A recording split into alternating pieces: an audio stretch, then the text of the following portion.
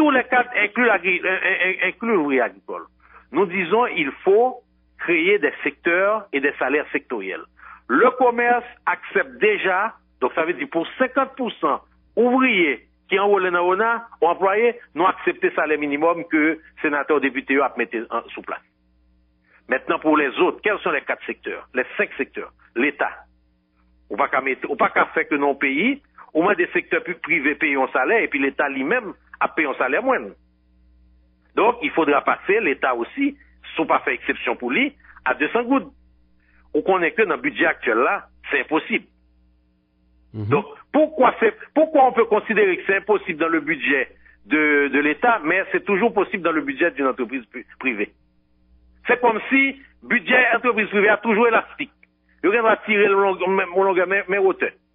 OK? Deuxièmement, la construction. On connaît aujourd'hui, pas de monde dans la construction qui touche et 70 gouttes. Cependant, manœuvre qui fait qu'à commencer à, c'est ligue un salaire minimum là. De pour tripler salaire minimum là, dans toute chaîne d'ouvriers de construction, salaire va monter. Vous d'accord avec moi? Tout à fait. OK. Immédiatement, le salaire constitue 40% de la construction. Mon construction, pas un problème, non, même. Yo dit pas un problème, qui ça va arriver? Yo va indexer quoi à prix à demander pour construire là? Deux grands perdants. La classe moyenne qui ne pourra plus construire sa maison, parce que c'est le plus grand moteur de la construction de maisons en Haïti, c'est la classe moyenne et diaspora qui a voué l'argent. Pendant que Goutte Noire apprend forçant de prix, ce qui est une aberration. Deuxièmement, l'État haïtien, puisque l'État a un bon contrat, construction route, construction ceci, construction cela, tout contrat ça va l'indexer. Donc, tout budget d'investissement que l'État fait aujourd'hui là, il va l'obliger de refaire ou bien revoir à la baisse en termes de travaux, parce que l'État n'a pas fait face à augmentation de près de 40% pour construction. Troisième secteur, l'agriculture.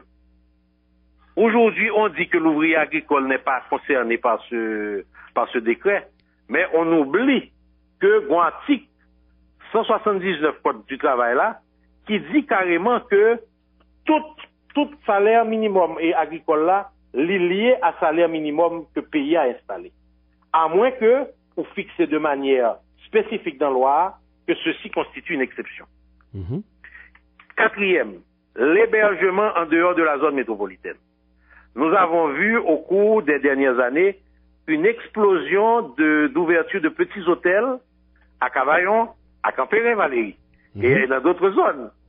Qui ça peut arriver? Qui problème hébergement?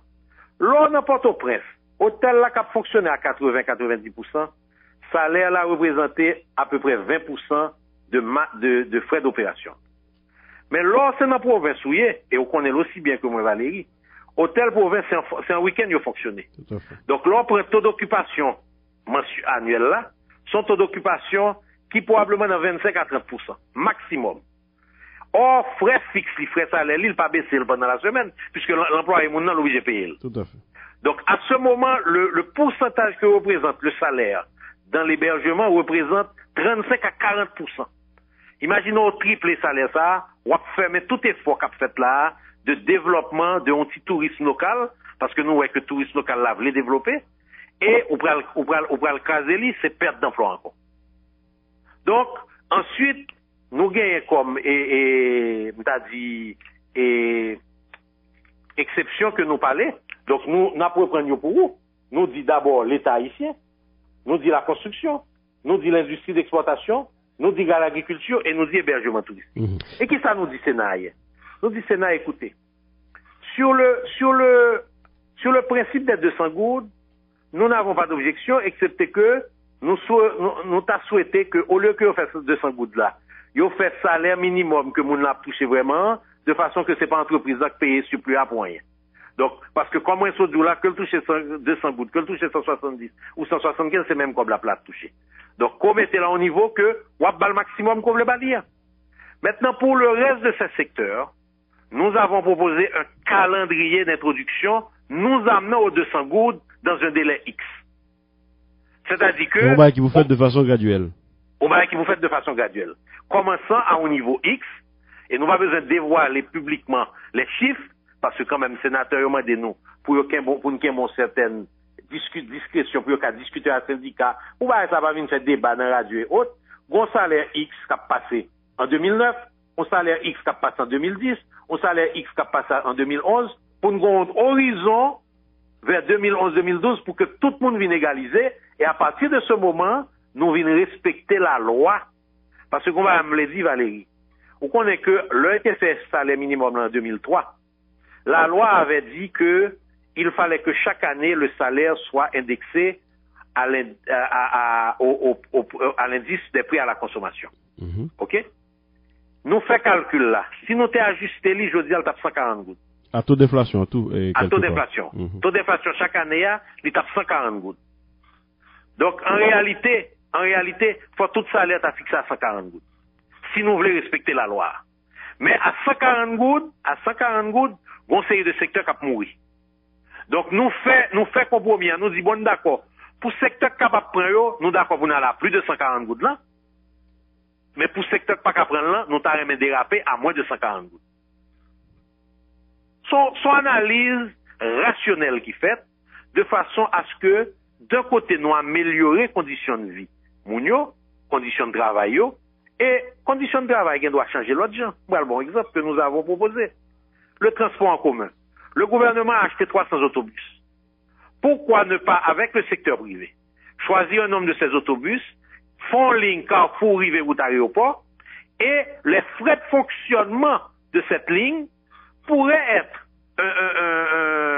un apport additionnel des ouvriers et des patrons, de façon que nous prenons gestion autobus avec syndicats et secteur privé pour nous créer un transport essentiellement pour ouvriers. C'est-à-dire qu'il faut qu'il y ait 4 ouvriers ou monter dans l'autobus ou mener dans l'aéroport.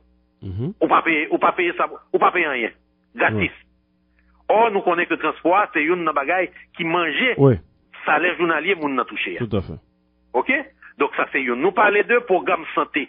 Nous avons mettre en place un programme de santé, vaccination pour Timounio et pour offrir les soins de santé aux familles, qui doit soutenir encore par les deux parties, et ça, c'est nous voulons faire avec syndicats, pour nous capables d'arriver, offrir et diminuer frais pour Mounio. Donc, il y a des oui, mais ça, c'est des bagailles qui, d'accord, dit réalisables, c'est pas pour du débat utopique. Il n'y a pas utopique du tout. Tout à fait. Maintenant, est-ce que... Et ça, mais fini. Ça, c'est mesures d'accompagnement, d'accord, dit pour ouvrier. Mais il y a aussi des mesures d'accompagnement pour le secteur patronal qui est capable de permettre lui et absorber ça qu'a fait là. Et mesures d'accompagnement, ça, Valérie. Il va rentrer directement dans la corruption qui est dans le pays. Un bon exemple très simple. Plus grosse corruption que moun pas parler de lui dans le pays, c'est l'électricité. Nous sommes en train de payer l'électricité à des prix faramineux parce que refuser utiliser machine à mazout qui t'a fait que consommation t'a beaucoup moins cher pour qu'à continuer d'utiliser diesel là puisque c'est dans diesel là qu'a volé, il y a 4 millions de dollars de diesel qui sont achetés chaque mois. Et aucune corruption qui est là-dedans là. Mes machines d'ailleurs à l'investiguer parce que c'est ça yo dit m'ba vérifier. Les nouveaux moteurs donnés par les Vénézuéliens sont des moteurs à mazout, on les a convertis au diesel pour utiliser le diesel. Ah bon? Ouais, même d'ailleurs à le vérifier pour moi. Donc, mes côtés, imaginons que nous avons réduit pour l'électricité. Je vais pas te donner pour la blague comme ça. Bon, écoutez, nous avons tout simplement, tout simplement. Le coût de l'électricité aujourd'hui devrait se situer dans les 13 à 15 cents le kilowatt.